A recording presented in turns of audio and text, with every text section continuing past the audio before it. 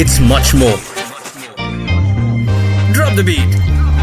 From the seas to the skies and stars worldwide, carving nests for every kind of bird to reside. Second nature's rhythm is the only decree. The next man of India, Rakesh Khatri. As the jungle became more concrete, our birds started disappearing by the beat. The child in him still really cared for a home they had and the ones we shared. From Delhi to the towns, he's spreading the word of the sparrows, the birds, and the lives in herd. To give these birds a home was the time taken to the streets out of the deep sea. How to build nests, how to save the day. Workshops, lessons, he's paving the way. Tetra, bag, jute, or even scrap wood. He'd use anything to make a nest if he could. From the seas. Hello, Namaskar. I am Dr. D.K. Sinha, Principal of Jagran Public School and by nature a true lover of nature. आज मैं सभी के लिए एक ऐसे विषय पर बात करने जा रहा हूँ जो हमारी धरती, हमारे देश और हमारी आने वाली पीढ़ियों के लिए अत्यंत महत्वपूर्ण है। पक्षियों की स्थिति और उनका संरक्षण। Our national bird, the Indian peafowl, scientifically known as Pavho cristatus, is a symbol of both our cultural identity and our biodiversity. Along with the peafowl, many native birds like parrots, mynas, baya, weavers, bulbuls, hornbills, sarus cranes, bar-headed geese, and many small and large birds bring life to every corner of India. According to scientific assessments, India has more than about 1,200 recorded bird species around, and it's found across different habitats ranging from the Himalayas and desert of grasslands, wetlands, mangroves, and coasts. Along with these native birds, countless migratory birds travel every year from faraway continents to India. Chilka Lake in Odisha, Kavar Lake in Bihar, Kalado, Ghana, mangroves of Sundarbans, Hussain Sagar Lake in Hyderabad, and many other wetlands across the country have for decades been safe nesting and feeding site for migratory birds. When we fill these wetlands, pollute them with wastes and chemicals, or build recklessly around them, the unknowingly snatch away the homes of these birds. Similarly, when forests are indiscriminately cut, grasslands are treated as wastelands and converted, and trees disappear from our villages and cities. Bird population quietly decline. At the global level, an organization called the International Union for Conservation of Nature, IUCN, prepares the red list of threatened species. This red list tells us which species have become vulnerable, endangered, or critically endangered.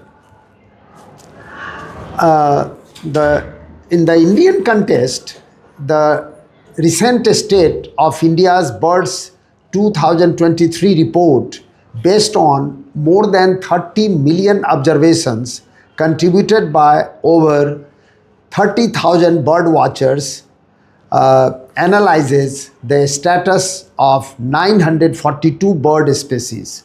According to this report, about 178 bird species have been placed in the high conservation priority category, meaning that if we fail to act now, they may move into even more serious danger. Grassland birds like the great Indian bustard and the Bengal florican, several vulture species, and some water birds are already in a critically endangered state. On the other hand, the house sparrow, the once a familiar part of our daily life on every courtyard, rooftop, and metex box, has almost disappeared from many cities. Grassland birds like the great Indian bustard and the Bengal florican and other vulture species and some water birds already in the critically endangered state.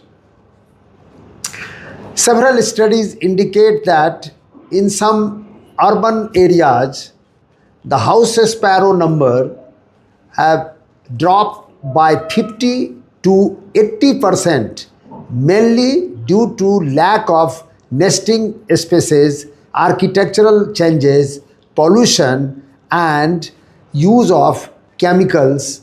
Yet, like our national birds, the peafowl, some species survive in regions where trees, open spaces, field, and traditional village structure still exist, giving us hope that with the right policies and efforts, we can save such. Several studies recently indicates that in some urban areas, a sparrow number gradually dropped. It's dropped 50 to 80%, mainly due to the nesting spaces. Architectural, yet like our national birds, the peafowl, they are surviving regions, the trees and the other species in the field and traditional villages, a structure still exists. This gives us an hope that with the right policies and efforts, we can save much. आज इसी विषय को और गहराई से समझने के लिए मैं एक ऐसे व्यक्ति को आपके सामने लेकर आया हूँ जिनका हम भारत में पक्षी संरक्षण के साथ जुड़ चुका है. To explore this subject more deeply, I have invited a person whose name has become closely associated with bird conservation in India. उन्हें पूरा देश नेस्ट मैन ऑफ इंडिया के नाम से जानता है. श्री राकेश खत्री. दिल्ली से संबंध रखने वाले राकेश खत्री जी ने लगभग 2 दशकों से अधिक समय तक विशेष रूप से गोरैया द हाउस स्पैरो के लिए घोंसले बनाकर और बनवाकर एक अनोखा आंदोलन खड़ा किया है. By using simple and recycled materials such as coconut shells, bamboo, jute, and discarded Terra packs, he has shown that with little creativity and sensitivity, we can create safe homes for these birds. उनके नेतृत्व में देश भर में अब तक 1 लाख से अधिक और विभिन्न स्रोतों के अनुसार कई लाख 10 लाख तक कृत्रिम घोंसले बनाए जा चुके हैं, जिनके माध्यम से अनगिनत गोरैयों और अन्य छोटे छोटे पक्षियों को आश्रय मिला है. He founded the Eco Roots Foundation, which works with his schools, students, and communities to build a bird-friendly society through environmental awareness, tree planting, and nest making. His work has been honored on national and international platforms, including the Limca Book of Records, and he has received several awards in science communications and environmental journals. Today, I warmly welcome our special guest to the Jagran public studio. Rakesh ji, Jagran public के studio में आपका स्वागत है। और हम पूरे जागरण fraternity की तरफ से आपका अपने जागरण स्टूडियो में स्वागत करते हैं। आज हम आपके प्रयासों, आपके अनुभवों और आपके दृष्टिकोण के माध्यम से पक्षी संरक्षण को गहराई से समझने की कोशिश करेंगे। Today, through your efforts, experiences and vision, we will try to understand birds conservation more deeply. It is my and our school's attempt that this dialogue reaches not only our students but also parents, teachers, bird watchers and all lovers of nature. मेरे से पहला question Rakesh ji आपसे है। सबसे पहले हम यह जानना चाहेंगे कि आपको पक्षियों से, विशेष रूप से गौरैया से इतना गहरा प्रेम कैसे हुआ? क्या आपके बचपन या युवावस्था की कोई विशेष घटना है जिसने आपको घोंसले बनाने के दिशा में प्रेरित किया? नमस्कार, थैंक यू। आपके देखने वालों को भी बहुत बहुत नमस्कार। ये असल में बचपन में ही जुड़ गया था। जब मैं बहुत छोटी उम्र में था तो चांदनी चौक में रहा करते थे। हमारा 3 मंजिली मकान था, तो ऊपर जो छत होती थी, नॉर्मली चांदनी चौक में पुराने घरों में छत के ऊपर एक छोटा सा टीन का शेड लगा होता था जहाँ सामान वगैरह रखा जाता था, और आसपास की दीवारें होती थी, उसमें बहुत सारे घोंसले थे। तो मैं स्कूल में पढ़ता था, सिविल लाइन्स, और वहाँ से आने के बाद 2 बजे के बाद सीधा बैग एक तरफ फेंका शरारती बच्चों की तरह और छत पे जो चिड़िया होती थी वहाँ हमने एक टोकरी, रस्सी, दाने, इस तरीके का सामान रखा हुआ था। तो डंडी लगा के टोकरी के अंदर चिड़िया को किसी तरह कैद करके उसको रंग लगा के उड़ाया करते थे। फिर नीचे आते तो पिटते थे घर के अंदर के। अच्छा, तो मैं आज फिर चिड़िया को उड़ाया, तो उसी दौरान में देखते थे घोंसले, बहुत पूरे घर के अंदर वो घोंसले भरे हुए थे। 2 चीज़ें हैं जो मुझे बहुत ज़्यादा खींचा है इसकी तरफ के बसंत पंचमी से चिड़िया अपना घोंसला बनाना शुरू करती है और पंखों के कप के अंदर सबसे पहले बनाया करती थी। और घर में सबसे सेफ जगह वही होती थी, और उस टाइम गर्मी शुरू नहीं होती थी, लेकिन पंखा फिर भी थोड़ा थोड़ा बीच में चलाया जाता था। तो हमारे घर में जैसे ही पंखे कप में, पुराने घरों में आपको याद होगा छतें बड़ी ऊंची हुआ करती थी, तो घर ठंडा भी रहता था उससे। तो जब वो बना लेती थी तो मेरे दादाजी घर में कर्फ्यू लगा दिया करते थे, इस कमरे के अंदर पंखा नहीं चलेगा, और पंखा चलाया और चिड़िया कट गई तो तुम्हारे कान काट दिए जाएंगे। तो आज भी यकीन मानिए कई बार स्विच को दबाते हुए लगता है कि अरे यार कहीं ऐसा तो नहीं, चिड़िया तो ऊपर देखते हैं, लेकिन बड़ा दुख होता है कि अब कब के अंदर पंखा जो लगा उसका कब गायब हो गया, उसके नीचे लाइटें आ गई, फैंसी हो गई। तो वो चिड़िया का एक घर हमने सबसे पहले छीना। तो नकीली देखते देखते देखते इस तरीके की सारी चीज़ें घोंसले का बहुत मन में आ रहा था। अनफॉर्चुनेटली अचानक मेरे फादर की डेथ हुई, मैं 14.5 साल का था, और स्कूल से आने के बाद फिर मैं एक परफ्यूम की फैक्ट्री के अंदर बंडल बनाने का काम करने लगा, घर को चलाने के लिए। सबसे बड़ा मैं था, एक छोटा भाई था मेरा।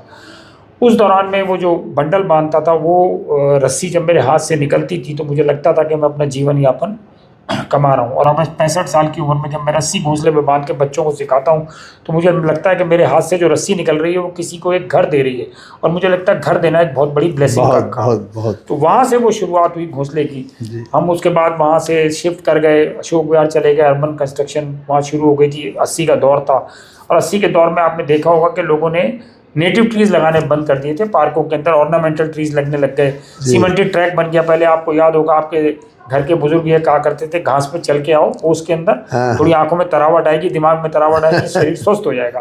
पर अब सीमेंट के ट्रैक पे चलते हैं, और ले दे के एक जो कसर छोड़ी, वो एक घड़ी आ गई है जिसने आपका सेहत का हिसाब किताब रखना शुरू कर दिया। तो ये सारी बातें थी जो मैं घोंसले की तरफ अट्रैक्ट हो गया। तो पहला घोंसला तभी बनाया था सर, नारियल के, हरे नारियल के खोल से 40 घोंसले लगाए थे। एक और है सर कि जब आपने सबसे पहले एक घोंसले बनाकर अपने घर या मोहल्ले में लगाए, उस समय आपके मन में क्या लक्ष्य था? क्या आपने कभी सोचा था कि यह प्रयास एक राष्ट्रीय स्तर का आंदोलन बन जाएगा? नहीं, कभी नहीं सोचा था। मैंने तो घोंसले लगाए थे। मुझे लगा वो नारियल के खोल को चारों तरफ से फेविकोल तो बहुत महंगा आता था, आटे की लेई लगा के हरे नारियल जो होते थे दुकान से लाते थे, वो भी हंसता था कि इसका क्या करोगे खाली का। उसको अंदर से खाली करके उसमें अखबार डाल देते थे ताकि उसका मॉइस्चर वो सारा ले ले। और वो हमने पेड़ों पे लगा दिए, मुख्तलिफ 40 पेड़ों पे लगाए थे नंबर डाल के। 15 दिन तक वेट करते रहे, उसमें कोई चिड़िया नहीं दिखाई दी। और जब चिड़िया दिखाई नहीं दी तो एक दिन बहुत गुस्सा आया, तो एक एक करके सब उखाड़ने शुरू करे। लेकिन 38वें नंबर के अंदर 2 छोटे छोटे बुलबुल के बच्चे थे। तो वो पहली होप एक लगी कि अच्छा नहीं ये काम हो सकता है। फिर देखिए शादी हो गई, जिम्मेदारियां बढ़ती गई, 48 साल की उम्र हो गई थी। लोग हंसते थे कि 48 साल की उम्र में घोंसले बनाओगे। तब तक मैं नोएडा के पास मयूर विहार में शिफ्ट हो गया था। तो हमारे वहाँ एक कुंडली के अंदर एक मार्केट है अनाज की, काफ़ी बड़ी होलसेल की। तो वहाँ ट्रक दिन भर आते हैं, गेहूँ उतरती है, चावल उतरते हैं, दालें उतरती हैं। तो कहीं कहीं रिस जाती थी, वो ज़मीन में पड़ी रहती, चिड़िया बहुत खाती थी। तो हमने वहाँ सबसे पहले बैम्बू की स्टिक से बनाना शुरू करा। तो 2 किस्से उस दौरान में हुए जिसने जीवन की पूरी धारा ही बदल दी। पहला तो ये हुआ कि मैं उस समय चीफ मिनिस्टर के साथ काम करता था, उनके घर में बच्चों को एनवायरनमेंट की एजुकेशन देते थे। तो गड़ी मांडू एक जगह मैं घोंसले लगाने जाया करता था वहाँ। तो मैं एक दिन घोंसला लगा के आ रहा था, एक बुजुर्ग माली रुका। मैं समझता हूँ माली से बड़ा और इन्वायरमेंटलिस्ट दुनिया में कोई नहीं है, उसको हर चीज़ पता है। उसने मुझे रोका, उसने कहा इधर आओ, क्या करते हो? मैंने कहा घोंसले लगाता हूँ। तो बोले बैठ जाओ। मैं बैठ गया। तो उसने मुझसे एक बहुत बड़ा सेंटेंस बोला जो मेरी ज़िंदगी का टैगलाइन बन गया। उसने कहा इस काम को बंद मत करना, ये काम बहुत मुकद्दस है, ये तुम्हें बहुत आगे ले जाएगा। तुम उनको घर दे रहे हो जिनका घर हम लोगों ने छीन लिया है, तो इस काम को जारी रखना। और उसके बाद उन्होंने अपनी जेब से निकाल के मुझे कुछ दिया। मैंने इज्जत की खातिर हाथ में रख लिया। बाहर आके देखा तो वो 150 रुपये थे। वो आज तक मेरे पास है। वो एक पहली टैगलाइन थी जो घर आके बताया। मेरे घर वालों ने कहा इसको जारी रखना। बस वो सफ़र जो जारी हुआ अभी तक चल रहा है। ये थ्रू इको रूट फाउंडेशन आपने इस्टेब्लिश किया। You have through this Eco Roots Foundation, you have conducted several workshops in many schools and communities across India. What positive changes have you seen on the behavior of children, especially the present students, and society after these workshops? 2008 के अंदर जब ये बनाई थी sir, वही एक time था जब उस माली से मिला था। और उस माली से मिलने के बाद हमने कुंडली के अंदर पहला घोंसला लगाया था और 19 घोंसले रख दिए थे। लोग हंसते थे निकलते हुए। चिड़िया के घोंसले में आने का टाइम सुबह 7 से और 11 और फिर उसके बाद शाम को 3 से 6। तो हम कैमरे लगा के बैठ डॉक्यूमेंट्रीज करता था, कैमरे लगा के बैठ जाते थे। वहीं से ये इको रूट फाउंडेशन की भी धारणा बनी मन में कि बनाया जाए। बनाते बनाते भी 3 साल लग गए उसको।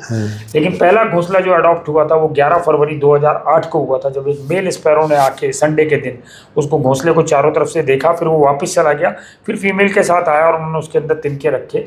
वो दिन था जब पहला घोंसला अडॉप्ट हुआ। लोगों ने बहुत तालियां बजाई, बहुत खुश हुए।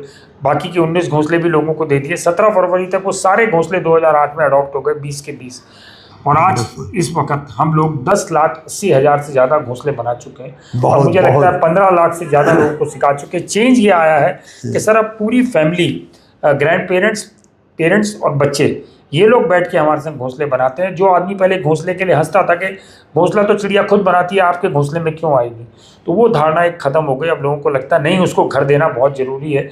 और जब देश के नामचीन आर्किटेक्ट ये समझ लें, और जब मैं उनके संग मिला, हाफिज़ कॉन्ट्रैक्टर हीरानंदानी जी के यहाँ उनके ऑफिस में उनके लोगों को सिखाया और करीबन 100 अलग अलग मुख्तलिफ आर्किटेक्ट की कंपनियों को सिखाया कि अच्छा घोंसला बना के क्यों लगाना चाहिए।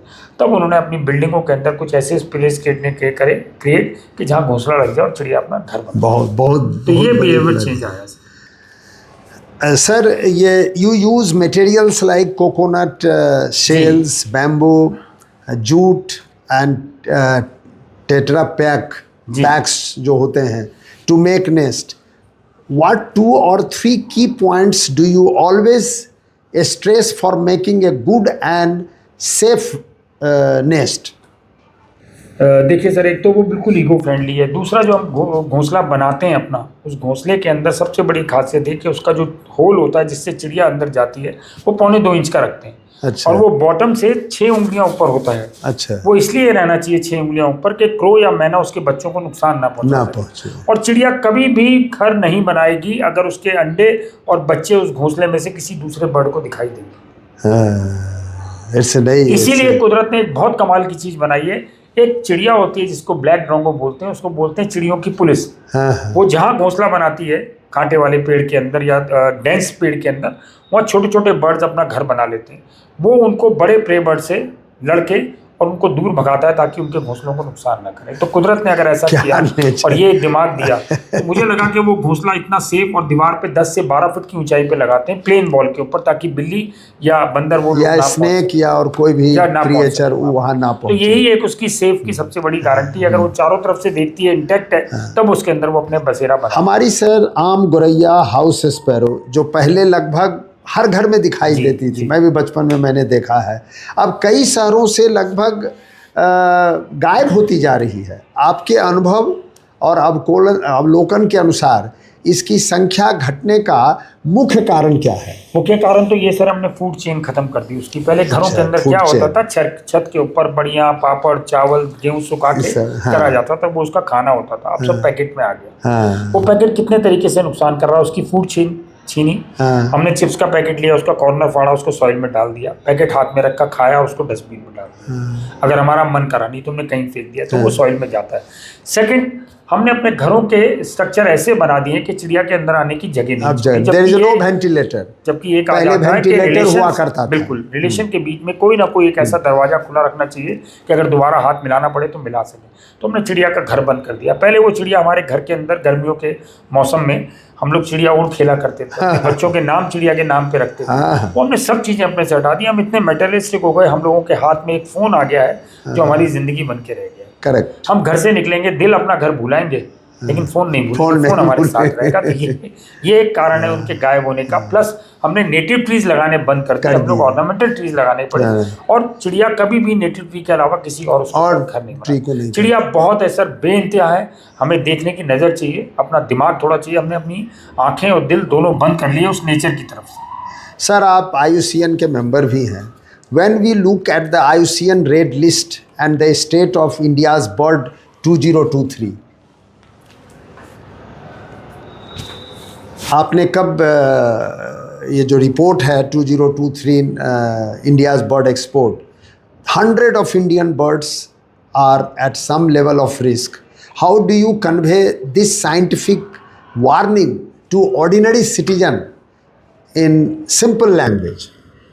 सिंपल लैंग्वेज में तो मैं यही कह सकता हूँ सर, आप उसको बैंक की तरह देखिए। अगर आप बैंक में जमा नहीं करेंगे, इन्वेस्ट इन नेचर, आप बैंक में जमा नहीं करेंगे, इंटरेस्ट आएगा नहीं, पैसा बढ़ेगा नहीं आपका। तो आप नेचर को नहीं बढ़ाएंगे, नेचर को आपकी कोई ज़रूरत नहीं है सर। नेचर आवाज़ चल रही है और वो चलती रहेगी, जब उसका मन करेगा जिधर को मुड़ जाएगी। आपको संभालना पड़ेगा, आपको देखना पड़ेगा कैसे कंजर्व करें, कैसे चीज़ों को बचाएं। पेड़ लगाने ज़रूरी हैं, या पेड़ों को जो लगे हुए हैं उनको संभालना ज़रूरी है। चिड़िया जो हमारे देश में है, या हमारे आसपास हैं, उनको बचाना ज़रूरी है, या नई चिड़िया ला के घर में पिंजरे में रखना ज़रूरी है। तो वो सारी चीज़ें देखते हुए सिर्फ एक ही चीज़ कहूँगा कि हमें कंजर्व करना बहुत ज़रूरी है, and conserve before recreation. Correct. In your view, how a rapid urbanization, high-rise building, glass facades, noise pollution and the use of chemicals together affecting world of birds? Sir, जब आप कभी चिड़िया को शीशे के ऊपर चोंच मार के अंदर जाते हुए देखेंगे तो आपको सारे सवालों के जवाब मिल जाएंगे। बिल्कुल। वो उस घर में जाना चाहती है जो उसका अपना घर था, हमने उससे सबसे पहले वो घर छीना। हमने अपनी बिल्डिंगों को कंक्रीट की बिल्डिंग बना दिया, या कहिए, मैंने कहा ना आपसे, अपना दिल बंद कर लिया। हमें अच्छा ही नहीं लगता कि कोई बाहर से हमारे घर में आए। तो वो चिड़िया, पहले कहा जाता था कि अगर आपके घर में चिड़िया ने घोंसला बना लिया तो ये बहुत शुभ है, आप शुभ माना जाता था। अब वो हमारे लिए ही नहीं। अब कहते हैं गंदगी, हमें भी कई बार फेस करना पड़ता है। हम घोंसले बनाने सिखाना जाते हैं RW में, वो कहते हैं वहाँ सेक्रेटरी साहब आ जाते हैं या चेयरमैन साहब यहाँ मत लगाइए, गंदगी फैल जाएगी। हमें अपनी गंदगी कभी नहीं दिखाई देगी, उस छोटे से बर्ड की गंदगी जरूर दिखाई देगी। तो वो सारी चीज़ें देखते हुए मैं सिर्फ लोगों को यही कहूँगा, उनके लिए पानी रखें। हम पानी के बर्तन रखते हैं, बड़े शौक से रखते हैं, दया धर्म के हिसाब से अपना स्वच्छ सुधारने के लिए, कि हम पानी का बर्तन रख देते हैं, इसमें पानी डालेंगे, 2-3 दिन डालते हैं, उसके बाद वो सूखा रहता है, होता ही नहीं। मैं महाराष्ट्र में एक ऐसे सज्जन से मिला, ऑटो वाले से, सर कमाल ही हो गया। उससे मिलने के बाद मुझे लगा कि ऐसे लोग भी हैं। वो स्कूटर चालक है, 3 व्हीलर चलाता है वो हाईवे के ऊपर। वो अपनी गाड़ी के अंदर एक 5-5 लीटर के 2 कैन रखता है, खाद रखता है, खुरपी रखता है। जहाँ कहीं उसको थोड़ा सा मुरझाया हुआ बड़ा सा पेड़ दिखाई देता है, वो खोद के रुपाई करके खाद वाद डाल के पानी डाल के चला जाता है। उसने आज से 15 साल पहले ये काम शुरू करा था। आज उसके संग 2000 स्कूटर वाले हैं जो यही काम कर रहे हैं। तो उसके मन में क्यों आया ये काम करने का? वही, ये एक बहुत इनिशिएटिव है जिसके द्वारा हम आम पब्लिक में ये करिए। आप, मैं अवेयरनेस। कहता हूँ घोंसला लगाइए तो सही। एक बार आपको नहीं मिलता, आप मेरी वेबसाइट पे जाइए, मेरे यूट्यूब पे जाइए, 300 से ज़्यादा फिल्में, तरह तरह के घोंसले बनाने का तरीका उसमें। आप एक बार घोंसला लगाइए, आप बाकी सब चीज़ें सीख लेंगे जो आपको सेलिब्रिटीज सिखाती हैं, वो आप सीख जाएंगे। उसने कहा है ये खाना खाना है तो आप वही खाना खाएंगे। आप ये क्यों नहीं सोच रहे जो चीज़ आपके पास थी, इफरात में थी, उसको आपने ख़त्म कर दिया, और कदर उसी चीज़ की होगी जो आपके पास नहीं है। करेक्ट। तो उसको बचाना है तो हथौड़ी और कील आपकी है, फोटो आपको टांगनी है। ये ऐसा ना हो कि थोड़े दिन के बाद ये नेचर की जो आपने कहा 230 तक सब खत्म हो जाएगा, खत्म हो जाए, 30 हाँ, तक, बिल्कुल। तो ऐसा ना हो कि वो सारी चीज़ें खत्म हो जाए और सिर्फ फोटो में जब फोटो में ही देखने वाला नहीं बचेगा तो फोटो लगा के भी क्या कर लेंगे हम लोग। Sir, you have trained thousands of students as young nest maker. If a student wants to begin today, what 3 simple action would you advise them to do on a daily basis? सबसे पहले तो अपने natural resources को अपने mother father के ATM card की तरह use करिए। उतना निकालिए जितना ज़रूरत है। करेक्ट। आप बाकी चीज़ों को बचाने के लिए जितना ज़्यादा सजग रहेंगे उतना वो आपके लॉन्ग लास्टिंग काम आएंगे। जब ख़त्म हो जाएगा तो फिर आप रोएंगे। थर्ड, अपने से नीचे वालों को मैंने कहा सिखाना बहुत ज़रूरी है, क्योंकि वो नहीं सीखेंगे तो आगे आने वाली जनरेशन नहीं सीख पाएगी। तो ज़िंदगी हमारी वही है सर, उतनी ही उसने हिस्से में घूम रही है। जो पानी की पहली बूंद प्रभु ने पृथ्वी पर डाली थी, वही बूंद समुद्र बन के आज तक और पानी बन के चल रही है। उसी को रिसाइकल करके पी रहे हैं। अपने पाप गंगा में जाके तो ना धोइए, कम से कम दूसरों को पापी ना बनाइए। खुद तो पाप बन कर चुके हैं हम लोग। अपने घर में ही नहा लीजिए, वही ज़्यादा बेहतर है। कम पानी में जितने में कर सकें बचा लेंगे तो बच जाएगा। इसीलिए मैंने आपसे कहा कि समेटना और सहेजना सीखना बहुत जरूरी। आप समेटेंगे तो सहेजेंगे, सहेजेंगे तो आगे वाले को देंगे, वरना फिर आप खाली हाथ रहेंगे। बिल्कुल। Sir, our national bird the peacock, जिसको हम मोर कहते हैं, and other iconic species like the great Indian bustard, जो हमारे हैं बड़े बड़े सम वल्चर्स हैं, what values and ethical messages would you like to convey to children through these example? मुझे लगता है नेचर ने कोई भी ऐसी एक घास, मतलब अभी तो खैर बच्चों को घास और दूब का मतलब भी नहीं पता होगा अलग अलग क्या होता है, लेकिन प्रकृति में शायद कोई ऐसी चीज़ नहीं है जो यूज़ की ना हो। करेक्ट। एक छोटा कीड़ा भी जो है वो भी यूज़ का है। तो उसको बचाने के लिए पढ़ें, समझें और फिर ये देखें कि उसको हमें बचाने के लिए क्या करना चाहिए। गिद्ध, अब गिद्ध को लोग कहते तो हैं गिद्ध दिखने में घिनौना लगता है, गिद्ध ये है, लेकिन गिद्ध के अब जाने के बाद आपको उसकी क्यों याद आ रही है? बिल्कुल। या जो भी चीज़ आपके हाथ से चली गई, अगर आप भी अपनी 8th क्लास से अब तक, आप तो मेरी उम्र से थोड़े से बड़ी हैं 1 आध साल, लेकिन अगर आप 8th क्लास से अपनी चीज़ों को अब याद करना शुरू करेंगे तो ऐसी हज़ारों चीज़ें आपने खोदी जो आपको कभी देखने को नहीं मिल रही है ना। नहीं मिल मेंढक की टटर इन बच्चों ने कभी नहीं सुनी होगी। उनको यही नहीं पता कि बरसात के मौसम में मेंढक निकलता है, भुट्टा पेड़ पे ऊपर उगता है या साइड में उगता है। इनको चीज़ें नहीं पता क्योंकि उनके पास सिर्फ है क्या। उनसे आज पूछ लीजिए, मैं उनसे पूछता हूँ कि आपके घर के पास क्रो और पिजन को छोड़ के 10 कॉमन बर्ड्स के नाम बता दीजिए, एक बर्ड का नाम। Not able to. तो उसका रीज़न यही है ना कि हमने नहीं सिखाया, माँ बाप ने नहीं सीखा। माँ बाप ने इसलिए नहीं सीखा कि वो अपने व्यस्त रहे। अब वो टीचरों के ऊपर एक जिम्मेदारी डाल के चले गए कि अच्छा आप इसको संभाल लीजिए। अब टीचर भी अपनी एक लिमिट तक ही संभालेंगे, उसके अलावा उनके दिमाग में तो नहीं जाएंगे। तो बेहतर यही है चीज़ों को समझें, देखें और उसको अपने से आगे वालों को समझाने की कोशिश करें कि इसको बचाना बहुत जरूरी है। Sir, you have received many awards and honours for your work. How do you use these recognitions and just as a personal achievements, but as a tool to spread your message further?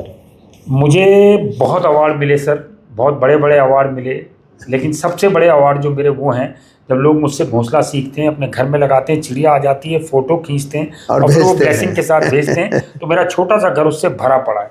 Second जो मुझे लगता है शायद मेरी life की सबसे बड़ी achievement ये रही कि इस समय पूरे हिंदुस्तान के अंदर 7, बाहर भी दुबई में भी और कई जगह 7 अलग अलग कोर्स के चैप्टर्स हैं जो अलग अलग बुक्स में हैं, ICSE IB और उसमें जो पढ़ाए जा रहे हैं। तो मैं जब भी कभी स्कूल में जाता हूँ तो वो कहते हैं अरे आप हमारी किताब में है सर 4th की। तो वो मुझे लगता है उससे बड़ी अचीवमेंट और मुझे कोई नहीं चाहिए, और वो बहुत अच्छी है और बच्चे उससे बहुत मोटिवेट होते हैं। और बच्चे मुझे रात बेरात कभी भी फ़ोन करते हैं कि अच्छा सर ये वाली चिड़िया मिली, इसको कैसे बचाएं। तो वही मुझे लगता है, मैं अभी भी 65 साल का हूँ और मुझे लगता है जब तक खुदा ने ताकत दी है मैं ये काम करता रहूँगा और बच्चों को ज़्यादा मोटिवेट करूँगा क्योंकि they are the torch bearer. Correct. Finally, if a student of today remember you in the year 2040 as a conscious citizen, which one message of yours would like them to remember? What you to be your final message about the future of bird, forest and our planets? मैं अपनी ज़िंदगी में शायद राम कुमार भ्रमर का एक उपन्यास था आखेट, जिसको पढ़ने के बाद नेचर की तरफ अट्रैक्ट हुआ था। तो मुझे लगता है कि बच्चों को किताब पढ़नी चाहिए। किताब पढ़ने के बाद उसमें से कुछ अच्छे लेसन निकाल के, आप तो स्कूल में इतने मौके देते हैं उनको, असेंबली के अंदर बाकी लोगों से शेयर करें, लेकिन उन सब में सबसे ज़्यादा मैं ना होके हम का जब तक स्वभाव नहीं आएगा उनके अंदर, वो उसका बात को नहीं कर पाएंगे। वो ये कह के मैं ये करूँगा मैं ये करूँगा, वो कोई नहीं करेगा। जब तक एकजुटता नहीं आएगी, एकजुट होकर काम नहीं करेंगे, वो काम आगे नहीं बढ़ पाएगा। तो मेरा तो यही मैसेज है कि हम लोग हाथ मिलाएं आपस में और उसको काम को आगे बढ़ाएं। उस नेचर को जो प्रभु ने इतनी अच्छी हमें दी है, उसको बचाने के लिए जी जान से जुट जाएं। अगर वो बच गई तो सब बच जाएगा, वरना सब खत्म हो जाएगा। राकेश जी, आपका बहुत बहुत धन्यवाद। यह संवाद केवल एक कार्यक्रम नहीं बल्कि हम सबके लिए एक संकल्प है कि हम अपने घर, अपनी स्कूल, अपने शहर और अपने देश को पक्षियों के लिए अधिक सुरक्षित और संवेदनशील बनाएं। Rakesh ji, thank you very much. This conversation is not just program but a pledge for all of us. We will make our homes, our schools, our city, our village and as a whole our country safer and more sensitive for these endangered birds. मैं doctor DK. Sinha, principal जागरण public school Noida से आप सभी विद्यार्थियों, अभिभावकों और प्रकृति प्रेमियों से आग्रह करता हूं कि इस संदेश को आगे बढ़ाएं, अपने आसपास के पक्षियों को पहचानें और उनके लिए छोटा सा सही कोई न कोई कदम अवश्य उठाएं। Thank you Rakesh ji for coming in Jagran public school studio and आपने हमारे विद्यार्थियों के लिए एक बहुत अच्छा मैसेज दिया है और आपका यह कार्य निश्चित रूप से हमारे आने वाली पीढ़ियों को ये ज्ञान और एक आशा देगा कि हम जो अपने स्पेसीज़ को, बर्ड्स को, एनिमल्स को, ये सारे जो हमारे जनरेशन में था वो उनको सलामत रहे। Once again thank you very much for coming sir. Thank you.